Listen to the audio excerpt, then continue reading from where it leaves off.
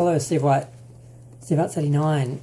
I didn't jump on the Tiger King bandwagon like 6 months ago when everyone else did, back when Corona hit and everyone went into lockdown and was treating it like a bit of a holiday or an adventure, and people were trying to find fun things to do while on lockdown and quarantine, like it was going to last for 2 weeks or something. Because I came from a small town in the country, and I ran away from people like that. So the last thing I want to do is watch a documentary about a bunch of white trash. But two things drew me to it. One was that there was the question of whether, what was her name? Carol Baskin. Whether Carol Baskin actually killed her husband. I heard about that as a rumour, and I heard that the investigation was being opened again, and that made me think there might have been more to this show than just some guy running around wanting attention, some flamboyant bogan running around wanting attention. So I sort of was interested in that, and then frankly, I had like 20 gigabytes left on my data plan like for the day, and I thought, you know what, I think I might just watch Tiger King. That'll take up like 10, maybe. It's only 8 episodes though, so probably not. So I watched it. I watched it all today because there's 7 episodes, and then there's a little interview special afterwards speaking with some of the people who are in the show. And just on the show first, I found it kind of interesting. The whole question of animal rights, whether these people do they really have a passion for animals? Are they exploiting animals? Is there something to be found in, you know, having a relationship with animals? So bringing animals to the public and giving people access to animals they'd never normally see. I think there are positives to all of that. So I don't think these people are outright bad, but I thought it was just about the rivalry between these two, like, zoo owners.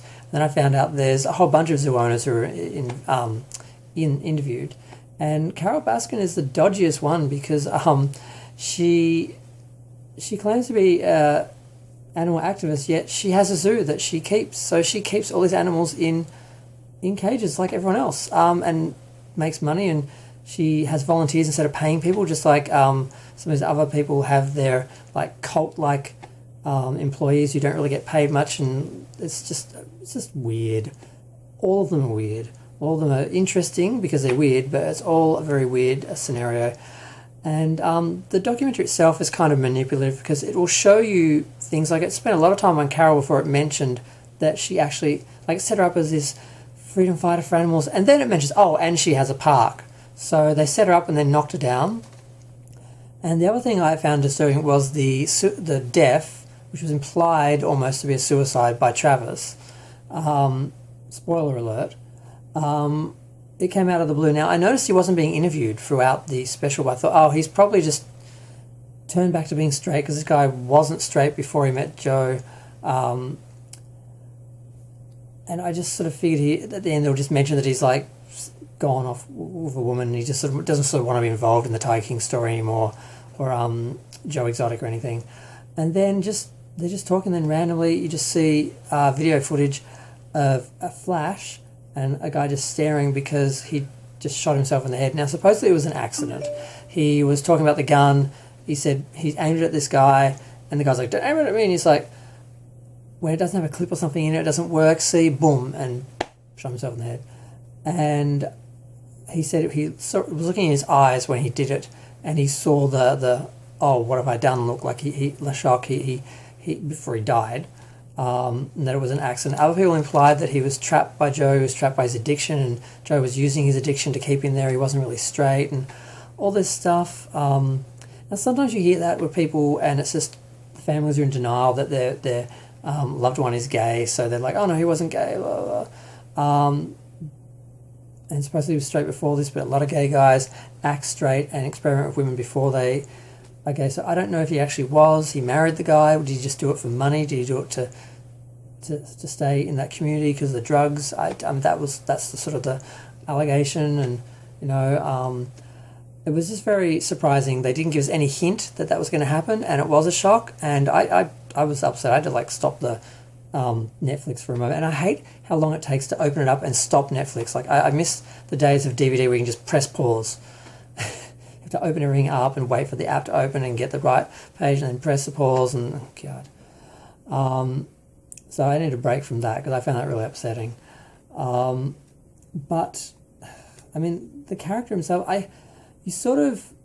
you're with him for a while and you're actually feeling the passion and believing that, yes, we should have animals in petting zoos, basically. We should have human interaction with animals, and that so long as they're monitored and the animals are actually taken care of, I don't really see the problem with it. As long as they've got enough space, they're probably safer than out in the wild where they're going to be hunted. All those sort of arguments make sense to me.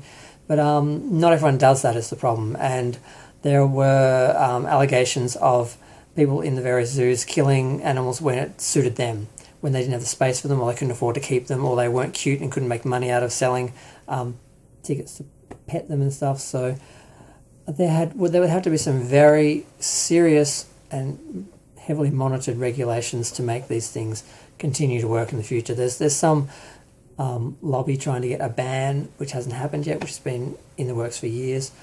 But on to the murder case. Now, her husband disappeared in 1997. No one knows where he went. He disappeared. The rumour is that she killed him and had him ground up into mincemeat and fed to her animals. Now, she of course denies this. But recently, like I said, the case was reopened and 48 Hours Suspicion, which is an American show, I don't know why I'm saying that. Most people who watch my videos are American anyway. Not that I have many people watching them, but I know my demographics. And there's a new witness. Now, what she says is her husband, who worked for Carol, or worked for Don, I don't know if I said his name. His name was Don Lewis. He disappeared in 1997. He was a millionaire. He married her when she was young. There was talk they were going to be divorced. He spoke to friends saying he was really unhappy. He made out certain... I don't know, I think he made out a new will, or... He basically was talking to people like he was going to leave her. So there was some cause for suspicion of her, and I think she was a suspect at first, but I think partners always are. But this guy came home, said to his wife, he came home, he had Don's guns, Don's car, and he said, look, Don's gone, don't talk about it, I'm taking care of this stuff for Carol. And then apparently a locked fridge appeared like for a day on their property and then left. So it's all very suspicious. And when they were having a fight, 'cause apparently he was an abusive husband, they've broken up since, I think, he said that he would grind her up like Don if she didn't stop something she was doing. So the suggestion is that Carol had him kill Don and ground him up, and then she fed him to the tigers. I wouldn't put this past somebody. I mean, when you think of all the things people have done and then go on to act like nothing ever happened and act like perfectly normal people, I'm not surprised that someone could do this. And it was a lot of money, and she got all his money and she got his property and everything, because they were running the zoo together, but she was more interested in the animals, he was more interested in making money out of it. And it would, if she felt he wasn't good with the animals, feeding him to them might have been a nice way for an animal obsessed person to get revenge on someone. So I can see it happening. And she's gone on to Dancing with the Stars, but then she got kicked off after like 2 weeks.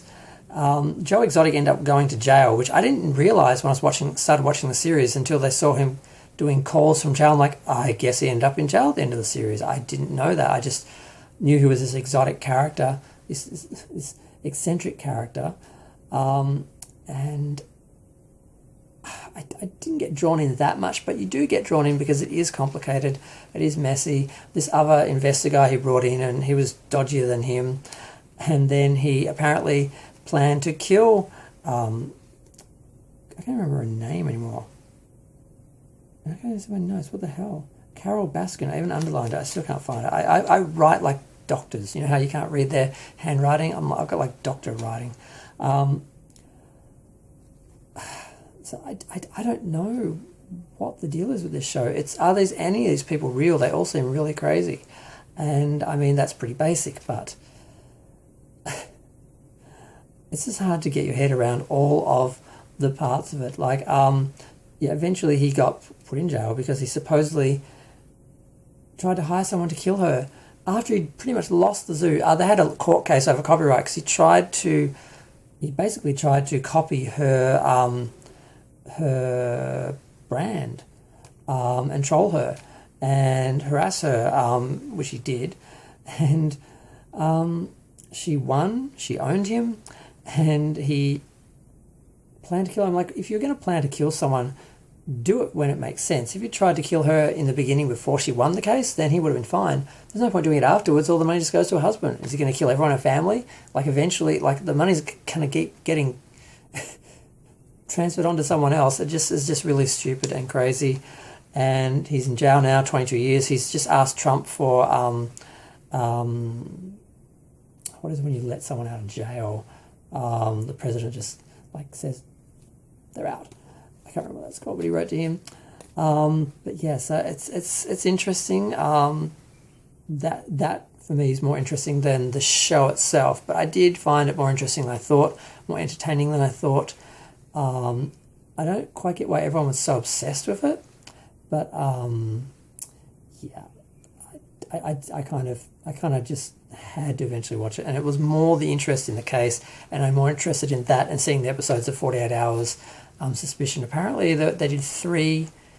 Either they did three specials, or someone is doing a 3-part documentary. I was doing a bit of research. I couldn't get a lot of information on it. I'm surprised there isn't more because she's so in the news because of Dancing with the Stars and the popularity of the show. I thought there'd be a bit more attention to it now, but basically when she was on Dancing with the Stars, the family of Don put an ad up looking for information on his missing. His disappearance during the show. I thought that was trolling pretty hard, but good for them. I hope they find something. I think Carol she's a con woman. I mean, she's running a zoo while she's actively protesting other zoos who do the same thing as her. She was selling and breeding to sell, just like the other guys were doing. I mean, she's just a hypocrite. So the idea that she could kill someone, and the fact that they drank wine and brisket after Joe was put in jail. I mean, who celebrates someone going to jail, even if they've been horrible to you? I just can see these people. I can see her doing it and not thinking twice about it. So that's my verdict. And where am I at on time? I think it's 12 minutes. It's a bit long. Yep. I don't have anything else to say. Feel free to share, like, comment, subscribe. Let me know what you think. Do you think she did it? I think she did it. I really think she did it. I think she ground him up and fed him to the tigers and thought it was hilarious. Just like I think she thought it was absolutely hilarious that she ended up with Joe's zoo. She won the case. She didn't get the animals because the other guy, what was his name? Again, I can't read my own notes. The guy that he ended up partnering with, he owns the animals. She got the zoo and the land, but he got the animals. So some of them are actually in somewhere else, kind of safe, but the rest are, I think, are still with the zoo. So it's just a mess because for a while there, it seemed like they had a nice business going and they're very popular with the public. And I don't think sort of petting zoos and stuff like that are a bad thing. They just have to be heavily monitored so the animals have enough space and are treated humanely, unlike what we saw in some of them. And what he eventually went to jail for, more so, were the allegations that he killed animals. Supposedly he shot 5 tigers. Now he says he euthanized them because they had health problems. Other people say he just killed them for space because they were costing too much to feed. I don't know. I wasn't there. But I'm going to go. Feel free to share, like, comment, subscribe. Let me know what you think. Bye.